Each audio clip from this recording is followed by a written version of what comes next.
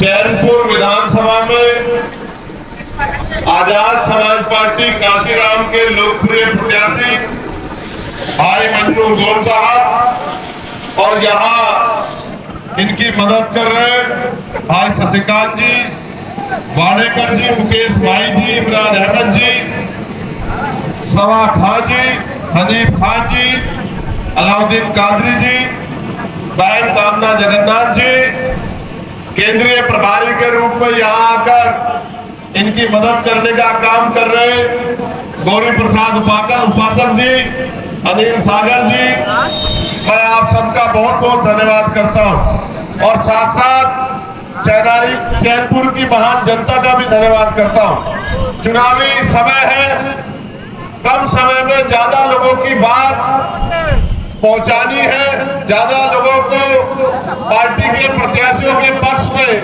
Vote देने के लिए अपील करनी है।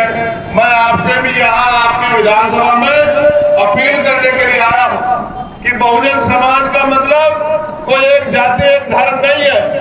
हक वंचित हर कमजोर समाज को बहुजन समाज माना गया है और हमारी पार्टी ने यहाँ हमारे आदिवासी परिवार के भाई को, ये लोकतंत्र है साथियों, समझिए कि राजतंत्र में राजा महाराजा राज करते थे, रानी की पेट से जो जन्म लेता था उसके माथे पे लिखा होता था कि वो राज करेगा, कुर्सी में बैठेगा।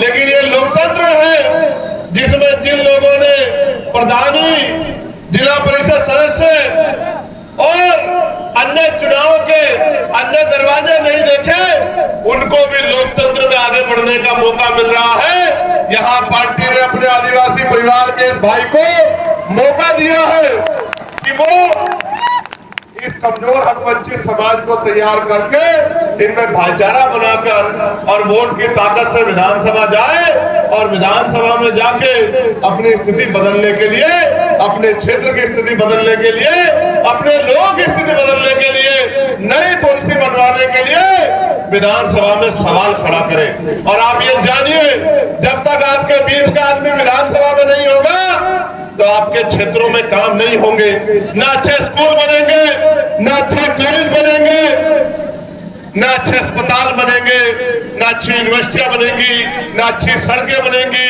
ना बिजली पानी की व्यवस्था होगी, ना रोजगार की व्यवस्था होगी। चारों तरफ जो हाहाकार मचा हुआ है, आप उसको अपनी वोट की ताकत से बदल सकते हैं।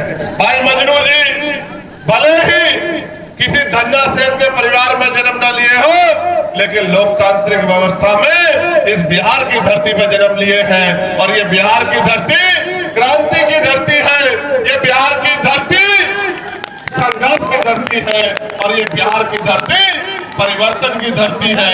मैं आप सबसे अपील करता हूँ, मुझे 5-6 प्रत्याशियों के प्रचार में जाना है।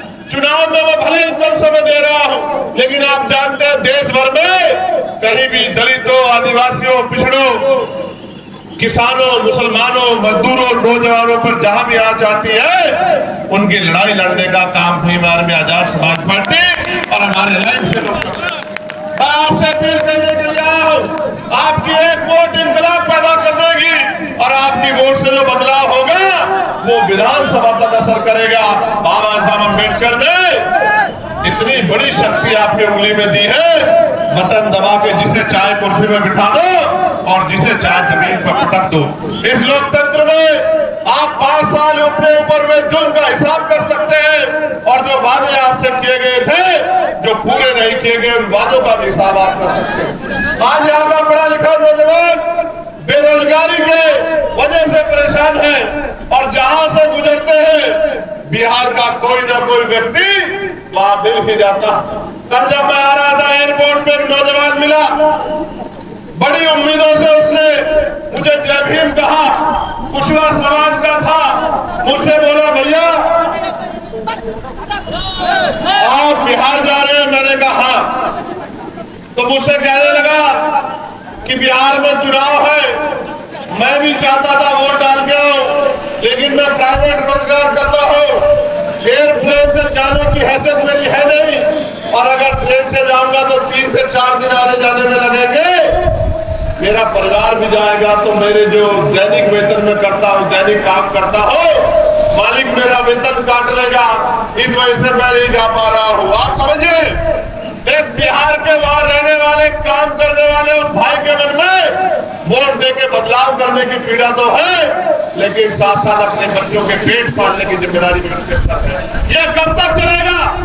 कब तक बिहार के लोग सताए जाते रहेंगे और कब तक यहाँ के नेता झूठे वादे करके उनको ठगते रहेंगे? आपके सामने सब कुछ, अमीरों के लिए बड़े बड़े स्कूल और गरीबों के लिए स्कूल में टीचर भी नहीं है। अभी यूपी में SIR लागू हो रहा है। अभी मुख्यमंत्री ने आदेश कर दिए कि सारे टीचर SIR का काम करेंगे। आप मुझे बताओ, अगर सारे टीचर SIR का काम करेंगे तो आपके बच्चों को पढ़ाने का काम कौन करेगा? उनकी जिम्मेदारी कौन उठाएगा? और गरीब के पास क्या रास्ता है? अगर उनका बच्चा पढ़े लिखेगा नहीं तो मुख्य धारा में कैसे आएगा? ये सारी लड़ाई आपको वही उसी गुलामी की जंजीरों में धकेलने की है। कल वहां एक स्कूल गिर गया, स्कूल की छत गिर गई, 5 बच्चे जो है वो मरणासन में पड़े हुए और वहां के मुख्यमंत्री यहाँ के प्रचार कर रहे हैं। आप देखो, अपना प्रदेश सुधार नहीं पाए और बिहार सुधारने की बात कर रहे हैं। बिहार में जो गुंडा राज है, बिहार में जो जंगल राज है, आज उसको जवाब आप दे सकते हैं। मैं आपसे अपील करने आया हूँ कि भाई मजनू वोट साहब चुनाव नहीं लड़ रहे, आप और मैं, हम सब लोग चुनाव लड़ रहे हैं। हमें अपनी वोट का इस्तेमाल करना है, अपने परिवार को समझाना है और 2 दिन का समय बाकी है। घर घर जाके लोगों को अपील करनी है कि यहाँ गठबंधन का चुनाव निशान है केतली। केतली छाप का बटन दबाकर एक अपने उस भाई को विधानसभा भेजना है जिनको सदियों से विधानसभा से रोक के रखा गया है। मैं आपका धन्यवाद करता हूँ। और मोहनिया से नीतू कुमारी जी जो हमारी प्रत्याशी है भाले, हम मोहनिया से अपनी बहन जगन्नाथ कामना को लड़ा रहे थे और इनका नॉमिनेशन कैंसिल कर दिया। तो कोई बात नहीं, नॉमिनेशन कैंसिल करके इस बार इन्हें रोक लेंगे।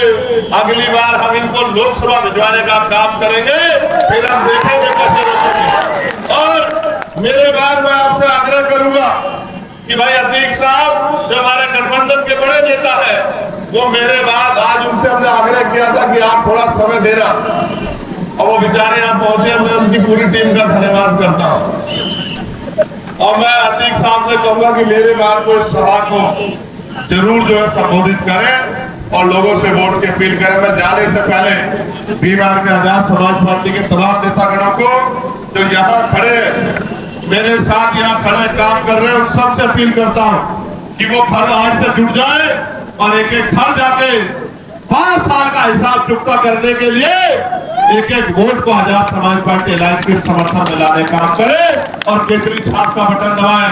और अगर आप केतली छाप का बटन दबाओगे तो अकेले मजनू वोट साहब नहीं आगे बढ़ेंगे, ये चैनपुर की जनता आगे बढ़ेगी, ये चैनपुर का मेरा परिवार आगे बढ़ेगा। बहुत बहुत धन्यवाद। जय भीम, जय भारत, जय संविधान, जय मंडल, जय जोहार। हमारा भाईचारा जिंदाबाद, हमारी एकता जिंदाबाद, मजदूरों की एकता जिंदाबाद, कमजोरों का इत्तेहाद जिंदाबाद। मेरी बहुत बहुत बधाई और मंगल कामनाएं भाई मजनू गोट साहब को। और मैं निवेदन करता हूँ अतीक साहब से कि वो अपनी बात रखें और लोगों को बताएं कि कब तक हम यहाँ ठंडा उठाते रहेंगे, कब गरीबों का मौका आएगा, कब गरीबों के रास्ते मिले। बहुत बहुत धन्यवाद। जय भीम, जय भारत।